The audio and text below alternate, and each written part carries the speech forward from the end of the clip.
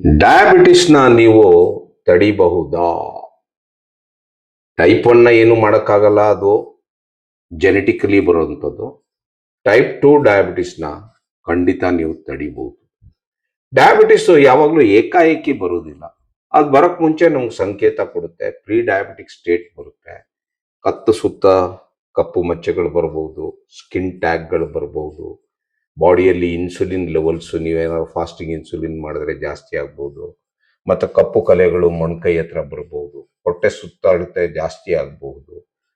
ಆಮೇಲೆ ನಿಮಗೆ ಇದೆಲ್ಲ ಸಿಂಪ್ಟಮ್ಸ್ ಇದ್ದಾಗ ನೀವು ಏನಾದರೂ ಒಂದ್ಸರಿ ಚೆಕ್ ಮಾಡಿದ್ರೆ, HbA1c ಅಥವಾ ಬ್ಲಡ್ ಶುಗರ್ನ ಚೆಕ್ ಮಾಡಿದ್ರೆ, ನೀವು ಪ್ರೀ ಡಯಾಬಿಟಿಕ್ ರೇಂಜಲ್ಲಿ ಏನಾದ್ರು ಇದ್ರೆ, ಫಾರ್ ಎಕ್ಸಾಂಪಲ್ ಫಾಸ್ಟಿಂಗು 100 to 125 ಇದ್ರೆ, ಅಥವಾ ಪೋಸ್ಟ್ ಪ್ರ್ಯಾಂಡಿಯಲ್ಲು 140 to 199 ಇದ್ರೆ, ಅಥವಾ HbA1c 5.7 to 6.4 ಇದ್ರೆ, ಖಂಡಿತ ನಿಮಗೆ ಪ್ರೀ ಡಯಾಬಿಟಿಕ್ ಸ್ಟೇಜಲ್ಲಿ ಇದ್ದೀರಾ ಅಂತ ಗೊತ್ತಾಗುತ್ತೆ.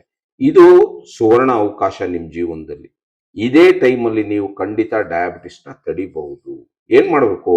ನಮ್ಮ ದೇಹದ ತೂಕನ ಅಟ್ಲೀಸ್ಟ್ ಒಂದು 10 to 15% ಕಡಿಮೆ ಮಾಡಬೇಕು. ಇತ್ತೀಚೆಗೆ ತೂಕ ಕಡಿಮೆ ಮಾಡೋದಕ್ಕೆ ಸಿಮಾಗ್ಲೂಟೈಡ್ ಅನ್ನೋ GLP-1 ಎನಲಾಗ್ ಇದೆ. ಅದನ್ನ ಸಾಕಷ್ಟು ಜನಕ್ಕೆ ಉಪಯೋಗಿಸ್ತಾ ಇದ್ದಾರೆ ಡಾಕ್ಟರ್ಗಳು. ಅಂತ ಸೈಡ್ ಎಫೆಕ್ಟ್ಸ್ ಏನಿಲ್ಲ. ಮತ್ತೆ ದಿನನಿತ್ಯ ವ್ಯಾಯಾಮ ಮಾಡಬೇಕು, ಹೊಟ್ಟೆ ಸುಳಿತಾಳತೆ ಕಡಿಮೆ ಮಾಡಬೇಕು, ಸ್ಟ್ರೆಸ್ಸು ಸ್ಟ್ರೈನು ಕಡಿಮೆ ತಗೋಬೇಕು, ಪ್ರೋಟೀನ್ ಹೈ ತಗೋಬೇಕು, ಕಾರ್ಬೋಹೈಡ್ರೇಟು 25% ತಗೋಬೇಕು, ಆಮೇಲೆ 50% of the plate non starchy vegetables ತಗೋಬೇಕು. ದಿನನಿತ್ಯ ವಾಕ್ ಅಂದ್ರೆ ವಾರಕ್ಕೆ 150 ನಿಮಿಷ ಆದ್ರೂ ವಾಕ್ ಮಾಡಲೇಬೇಕು.